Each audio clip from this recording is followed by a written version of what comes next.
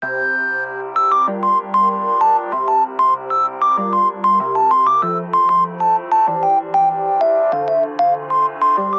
à tous et bienvenue sur The Morphisme. Aujourd'hui, on reçoit une invitée très très spéciale, comme on adore dire sur YouTube. C'est donc Laetitia. Est-ce que tu souhaiterais te présenter? Bonjour tout le monde. Moi c'est Laetitia. Je suis web designer en freelance depuis 8 ans sous le nom de Neograph Factory et je crée tout particulièrement des identités visuelles au travers de supports digitaux comme avec des sites web, des logos, des templates de posts sur les réseaux sociaux, potentiellement des slides pour aller chercher des sous, tout ça. C'est pas mal pour vivre ça, non? C'est pas mal. Généralement, quand on crée une boîte, on a besoin de petites thunes pour développer le tout. Donc avoir une belle présentation, ça aide. C'est bénéf. Aujourd'hui, on va se retrouver dans le Logo Lab, n'est-ce pas? Et nous allons voir comment créer son logo et tout le reste. Est-ce que tu es partante? C'est parti. C'est parti. On va parler premièrement des fondations de la création du logo et donc définir qu'est-ce qu'un logo. Est-ce que déjà le logo il doit être tout seul? Est-ce que tu pourrais nous définir un peu le logo ou des choses comme ça? Le logo, c'est certes la base de l'identité visuelle, mais tout seul, ça sert à rien. C'est-à-dire que si on a une identité visuelle inexistante avec juste un logo, ça va pas servir à grand-chose, ce sera pas très vendeur et on s'en souviendra pas beaucoup. Alors que pourtant, l'inverse marche très bien. Avoir une super identité, un super site web, des super posts, tout ça, les gens vont se souvenir de vous. Et pourtant, même si vous n'avez pas mis un énorme budget dans le logo, ils visualiseront votre marque. Donc un logo, oui, c'est important. Tout seul, un peu moins. On est d'accord. Et du coup, ça va être quoi un peu ces éléments à prendre en compte pour la création du logo, de cette identité? Comment tu définis ça?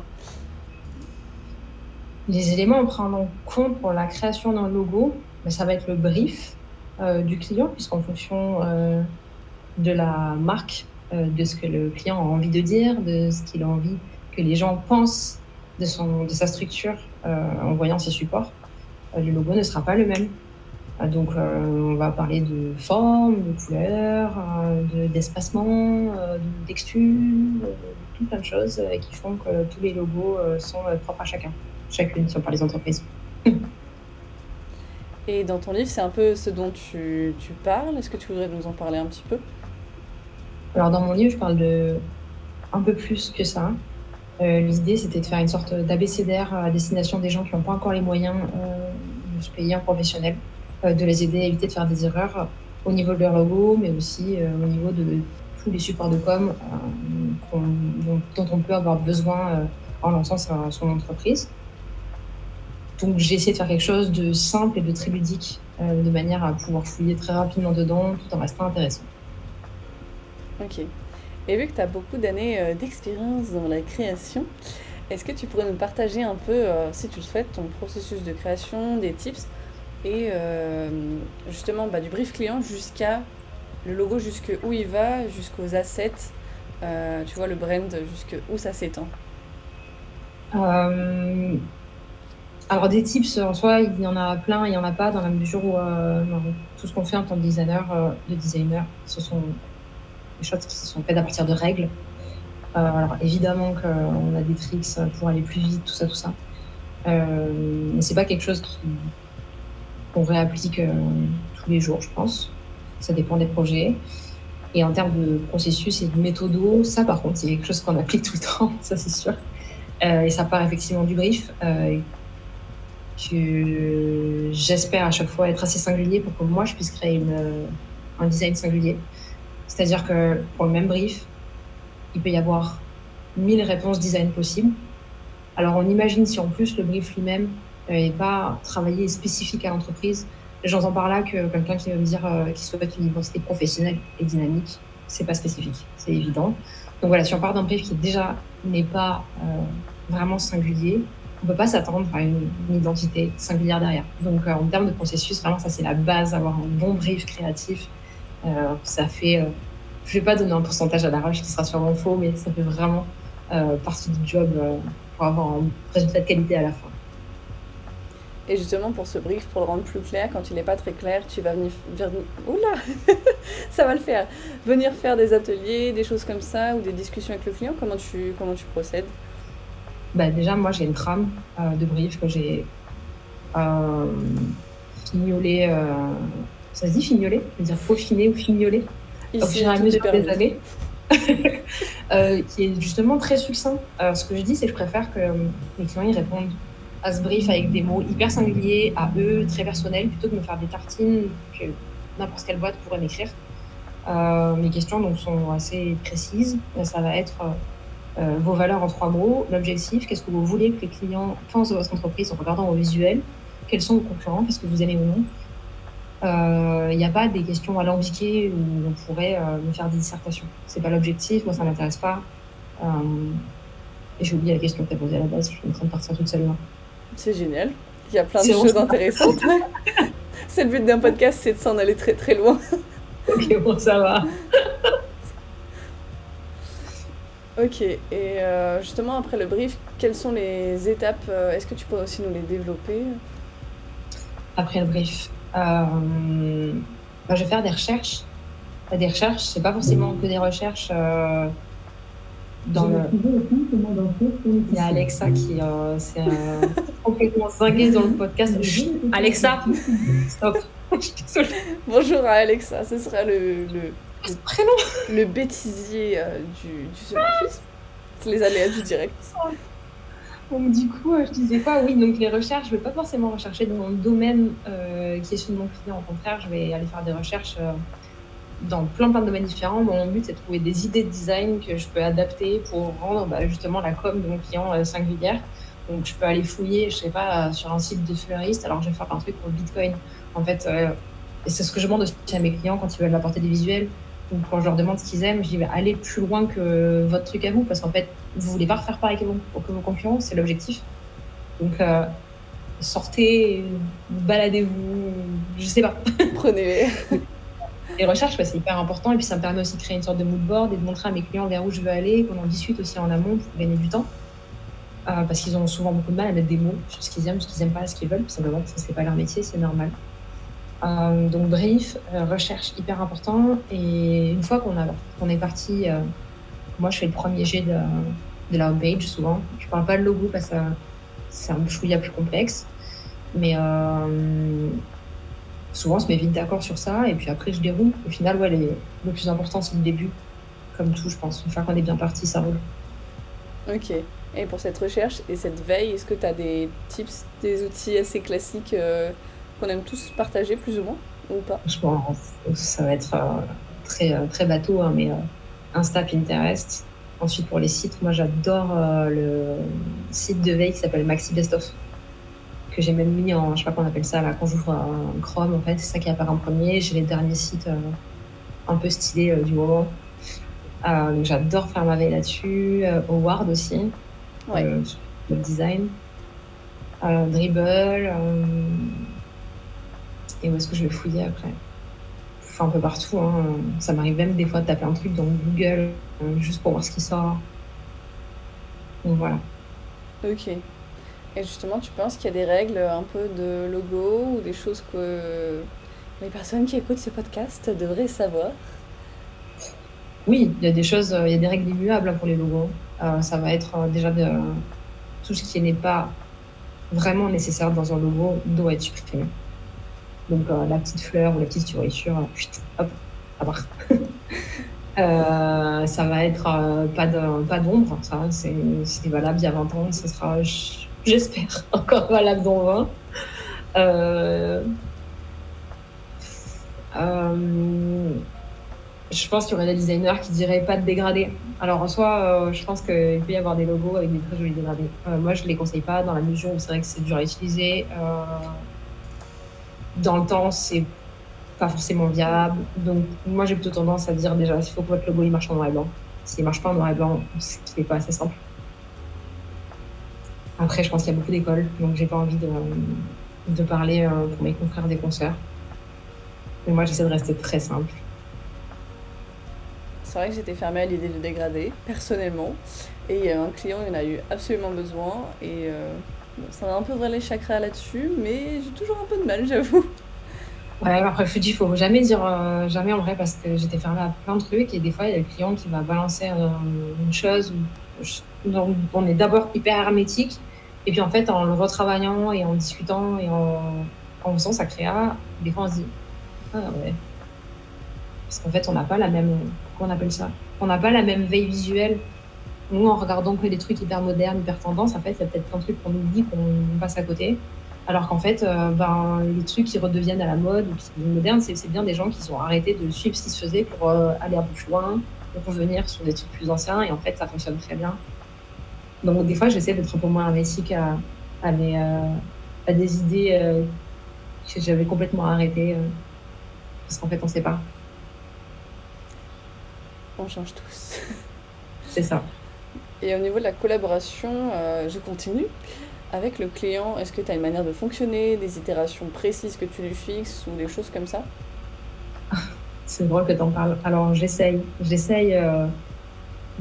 comment on dit, de rendre le cadre le plus, j'ai pas envie de dire strict, parce que je pense que quelqu'un qui vient avoir un freelance, c'est justement pour sa souplesse. Mais bon, faut avancer, on a un planning et d'autres clients, tout ça. Et j'ai beau mettre en place des méthodes, trucs et astuces pour que mes clients ils soient à l'heure, tout ça. Ça n'arrive pas.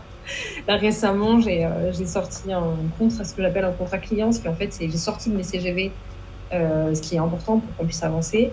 Par exemple, pas me faire poireauter 2 semaines pour me donner du contenu ou ce genre de choses. Je l'ai réécrit de manière sympa. Et je le fais signer avec client. Vraiment, je veux qu'il lise, c'est écrit, lisez-le, signez, mais malgré ça. Ça marche pas. Non, je sais pas. Peut-être que c'est moi qui m'y prends mal, mais je pense vraiment pas. Il y a un moment, je parle français, je suis hyper claire. Donc je pense que ça fait partie du jeu du freelance en Je fait. crois que c'est un peu partout, hein. Pareil, je fixe des itérations, mais ça dépasse toujours. Toujours. C'est ça. Et puis bon, bah, après, il faut aussi réussir à facturer le surplus, tout en ayant conscience que bah, en fait, le client en face, potentiellement, il est un peu à red budget. Enfin, moi, je me mets juste à la place du client et je me dis que bah, si on me demandait 3000 balles en plus parce que j'ai pas été assez, enfin, j'ai pas été assez présente ou j'ai pas donné les choses nécessaires, mais parce que j'avais pas compris ou parce qu'en fait, c'est un métier que je connais pas, ça me ferait tomber des nues, ça serait horrible. Donc, du coup, j'essaie de trouver des justes milieux. Mais c'est vrai que c'est pas toujours facile à jauger, à mettre en place, Ouais. à être sympa tout en étant dans le business. Hein. Une Voilà. sacrée balance, quoi. C'est ça, ouais. Ouais. Du Mhm. coup, là-dessus, tu dois avoir des superbes perles clients à nous raconter. Des perles, j'en ai sûrement plein. Alors, j'ai beaucoup de perles et pas de mémoire, donc ça, c'est quand même très dommage. Mais la dernière en date qu'on ait faite, je crois que c'était est-ce qu'on peut rajouter un truc de fun dans le logo? Ça m'a beaucoup fait rire. Sur quelque chose qui n'était pas censé être fun. Hein, genre, pas du tout. Qu'est-ce que j'avais. Je devrais vraiment toutes les noter en vrai. Hein. Tu pourrais même lancer un compte Insta. Et à ce jour, j'en ai une, ça est pas mal. Je veux un site web au format LinkedIn. J'ai toujours pas compris ce que ça voulait dire. En mode blog, peut-être. Ouais, je sais pas. J'en ai aucune idée. Je sais pas. Je sais plus, mais je les noterai. Il faudrait les noter. Hein. J'ai déjà eu le coup du noir plus joyeux aussi. Ça, Un blanc plus clair. ah, mais oui, dernièrement, j'en ai un. Donc, j'ai travaillé avec une illustratrice très récemment qui, du coup, a dessiné le logo parce que justement, on en était sur quelque chose de très classique, tout ça. Et vu que c'était sur un fond dark, elle a fait en négatif. Ce n'est pas exactement la même chose que juste inverser le blanc et le noir. Donc, elle a fait en blanc. Hein. Et je l'ai posé sur le fond et le client a quand même dit je trouve que le logo est trop foncé. Il y a beaucoup de pédagogie dans notre métier, vraiment. Effectivement. Ça nous fait rire, on en rit, hein, on en rit, on leur explique. Après, c'est eux souvent qui rigolent en se rendant compte qu'ils ont dit une énorme bêtise. Mais bon, voilà, ça m'a été pas mal et elle est très récente, ça va. Tu vas pouvoir nous lancer un compte Instagram avec les perles clients en design. Bon, il y a déjà, comment il s'appelle, là, le compte Les Clients qui fait déjà ça très bien. Ah oui, c'est vrai. Bah oui, ils font ça très très bien. D'ailleurs, ils avaient déjà repartagé une de mes vidéos justement sur les perles clients. Oh, trop bien. Ouais, ouais, ouais. Je l'ai peut-être pas vu. Ah, bah, allez, c'est sur mon YouTube. Neograph Factory. Oh mon Dieu, voilà. Allez vous abonner, liker. Et justement, par rapport à toutes ces pannes clients, etc., est-ce qu'il y a des choses auxquelles, en tant que designer, comment dire, on va être confronté, je vais y arriver, dans la création de logos, que tu voudrais peut-être nous partager, des choses. Je sais pas comment aborder cette question ou ce sujet. Tu veux dire des demandes clients qui, enfin, du coup, ils persistent et Ouais, dans la ils veulent. demande ou dans la création, comment on peut se... En fait, j'avais écrit aborder les défis courants auxquels les designers peuvent être confrontés lors de la création de logos. Ouais, bah oui, c'est Voilà. que ben, il y a des gens qui ont des idées très fixes ou des idées préconçues sur ce qui est bien, pas bien. On n'a pas le même background visuel en fait. On n'a pas les mêmes références de qu'est-ce qui est chic, qu'est-ce qui ne l'est pas, qu'est-ce qui est moderne. Euh, alors oui, il y a des choses qui sont standards dans l'inconscient collectif, je sais pas, du type le vert, ben, c'est l'écologie. Mais au-delà de ça, après, on est tous très différents. Donc du coup, des fois, ça peut être assez difficile d'accepter que ben, même si nous, on est là pour expliquer aux clients pourquoi c'est pas bien, comment on peut faire mieux, des fois, ben, il est vraiment son truc qui donne envie, il faut savoir lâcher un peu du lest et enfin, le client est roi dans tous les cas à la fin. Donc moi, même si je me permets de dire au client mon accord, ben ok, je vais faire ce que vous voulez. Par contre, du coup, je suis pas d'accord, je me dois de me dire pourquoi tout ça, ben, des fois, il voudra absolument mettre du orange à la place du vert, et puis bon, ben, Bah ouais. ça arrive, ça, c'est un gros challenge que du coup, bah, maintenant, j'accorde moins d'importance à mes créas, pas dans la mesure où je les fais moins bien, mais je les vois moins comme le Saint Graal à la fin de chaque prospect. Alors qu'il y a 5-6 ans, c'était pas le cas, je voulais absolument pas qu'on touche à ma créa, tout ça. Maintenant, bon, ben, ça reste un métier, j'aime ce que je fais, mais j'accepte que des fois, il y ait des petits trucs que j'ai pas envie d'avoir, même si ça me. C'était trigueux. Voilà, je pense que ça, c'est un gros défi client, ouais. Et justement, on en parlait en off. Est-ce que dans un logo, par exemple de hamburger, il doit forcément avoir un hamburger dans le logo? Et non, bah non, non, non, justement. En fait, moi, ça m'est déjà arrivé de. Alors, j'ai plus le truc en tête, mais juste de mettre au défi, en fait, euh, dans des demandes clients, donc de ce type.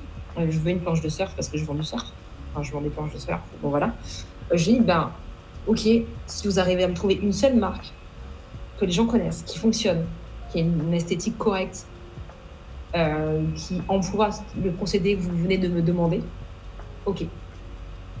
Bon, bah, ça paye, hein. Souvent, ils reviennent en mode, oui, bon, c'est vrai. Échec et mat. Ah oui, voilà, il n'y a aucune marque qui utilise son produit dans son logo.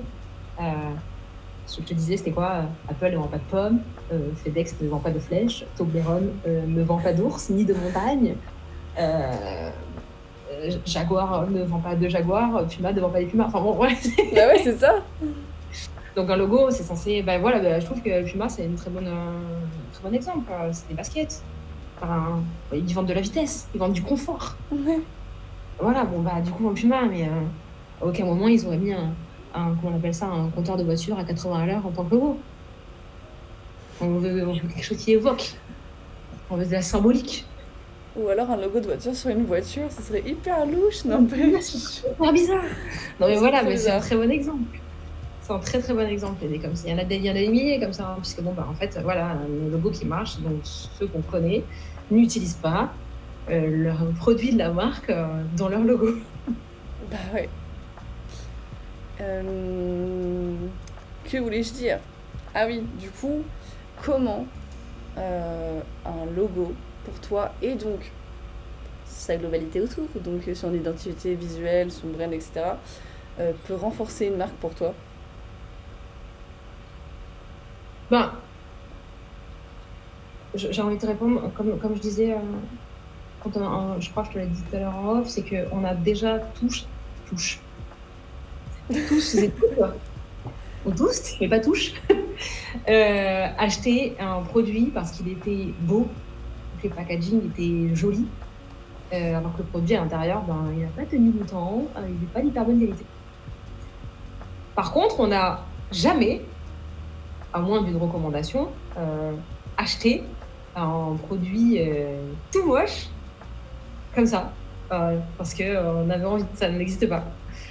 Donc du coup, en dehors du logo, tout ce qui a attrait à la marque, que ce soit les packaging ou même une ambiance dans un magasin qui du coup fait chic et correspond au prix des produits, qui du coup sont peut-être de qualité ou pas d'ailleurs, ça va faire qu'on achète, au-delà du logo.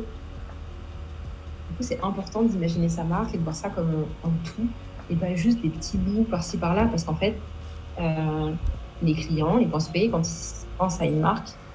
Déjà, ils pensent rarement à votre produit, mais plus, moi, je sais pas, quand je pense à Coca, je pense à du rouge. Je pense pas d'abord à la boisson. Ouais. C'est tout bête, hein, et c'est valable pour toutes les marques. Ouais, qui s'enregistre dans le cerveau, en fait, et mais c'est ça qui est important. Mm. Pourtant, tu disais que on n'achète pas quand c'est pas bon, entre guillemets. Mais comme tu disais en off, souvent les marques de plomberie ou des choses comme ça, c'est moche, mais pourtant ça marche.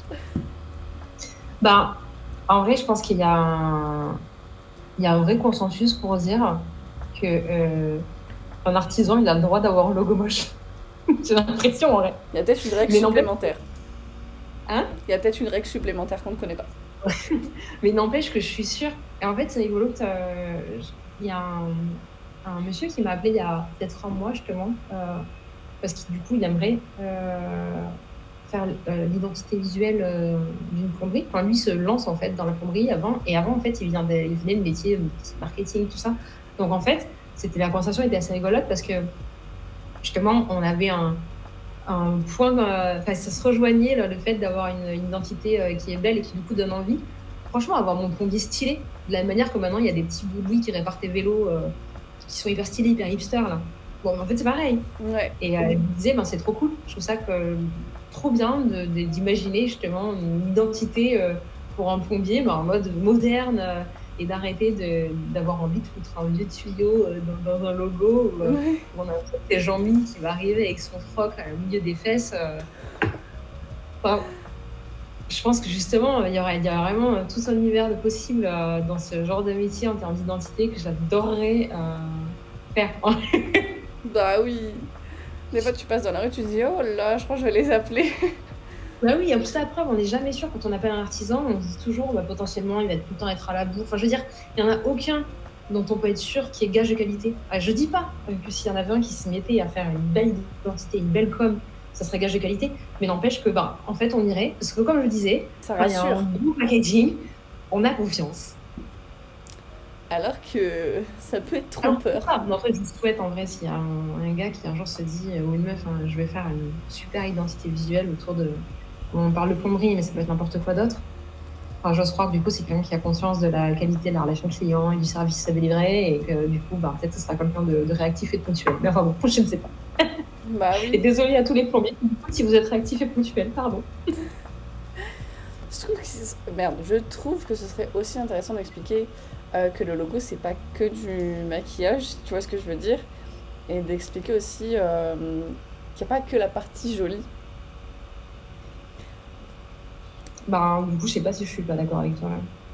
Ah ouais? On va pas se mentir, en vrai, tu peux. Regarde, je prends un produit, un super produit qui marche bien. L'aspirateur Dyson m'a sensible, là, le dernier. En vrai, c'est un super produit, ça marche super bien, c'est hyper pratique. En vrai, que ce soit, si j'avais la même chose, mais qui n'était pas floqué Dyson, ça serait pareil. C'est juste que personne n'achèterait. Comme les chaussures Donc, Nike ou des choses comme ça, hein. c'est ça. Donc, j'aimerais pouvoir te dire que le branding, c'est pas que du maquillage, hein. Mais ça l'est. Mais à côté de ça, c'est comme ça qu'on se démarque, c'est comme ça que les gens, enfin, comme ça qu'on se rend visible. Et sans se rendre visible, quand on achète des produits, c'est comme ça qu'on ne coule pas et qu'on ne fait pas faillite, hein. Donc, dans l'ère du capitalisme où il y a de plus en plus de marques qui vendent la même chose, le même service avec très peu de différence, on est obligé de se démarquer. Ouais, avec cette uniformisation, qui est un super sujet au passage. C'est vrai. Euh, Mais oui, je pense que tu as aussi dans le branding, l'identité visuelle et tout, une influence sur le psychique, j'ai envie de dire le psychologique quand même important, qu'on a un Bien petit peu sûr, moins abordé là, mais oui, carrément. on est tous pareils, hein. que ce soit même pour des gens, pour des amis, des connaissances, des marques, de la nourriture. C'était quoi? Il y avait une campagne pour c'était quoi, les légumes moches.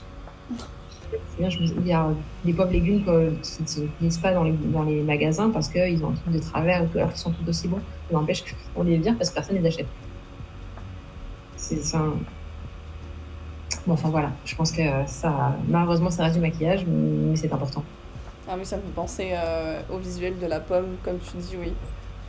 Ils mettent deux pommes en comparaison, une qui est super belle mais qui est moche de l'intérieur. Je crois que c'était pour parler des personnalités des personnes, je sais plus, je me trompe peut-être. Et t'as celle qui est dite pas esthétique et qui à l'intérieur est magnifique. Voilà. Ça me faisait penser à ça. C'est ça, faut pas se fier aux apparences, mais n'empêche qu'elles comptent. Mais ça veut pas dire qu'une identité qui est visuelle, qui est belle, est trompeuse. Hein. Attention, attention, Non. attention. Mais par contre, c'est sûr que quelqu'un qui n'a pas d'identité visuelle ne vendra pas à quelqu'un en dehors des gens qui ont été recommandés. En fait. C'est juste ça. Alors quand c'est beau, c'est du tombe dessus et que personne t'a dit c'est bien, bah, potentiellement tu vas quand même. Ah oui, t'as moyen d'exister au-delà de, comme tu dis, du réseautage. Clairement. Il doit avoir une histoire sur comment sont nés les logos, il me semble, et tout. Je crois que c'est Graphéine qui en parlait dans un article. C'est possible, ils sont cool leur article. Hein. Ouais, franchement, tip top. Allez, nouvelle recommandation. Allez lire. Même voir, hein, ils sont bons. Hein. Je trouve que ce qu'ils font, c'est toujours très propre. Hein. Très recherché et tout, ouais.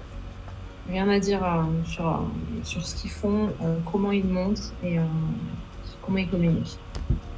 Je pense qu'ils le savent. C'est pour ça que ça marche. Ouais. Si on doit résumer ce petit podcast, je sais pas pourquoi je dis petit, il faut arrêter de dire petit. Ouais. Quels sont ce pour grand, toi ce beau, ce magnifique podcast. Quels vont être un peu pour toi les points clés résumés pour conclure très bientôt ce podcast? On va parler de plein de choses. Le premier point, ça serait aller acheter mon livre. Alors allez vous abonner à ma chaîne YouTube. Autopromotion. Non, je suis terrible. Non, mais c'est vrai que je pense que déjà, faut arrêter de faire tout en tas de la com. Dans tous les cas, on commence tous. Moi-même, j'ai commencé quand je passe à mon premier site web. J'ai envie de chialer. Donc, faut y aller dans tous les cas. C'est pas en ne faisant rien qu'il ne se passera rien. Donc, oui, vous allez faire des erreurs si vous faites tout seul. Mais oui, en même temps, ça va créer une liste de choses que vous ne voulez pas refaire et vous serez peut-être plus précis avec le graphiste que vous aurez quelques mois plus tard quand vous aurez rentré vos premiers clients. Franchement, si je dois résumer, c'est que rien n'est grave. Voilà.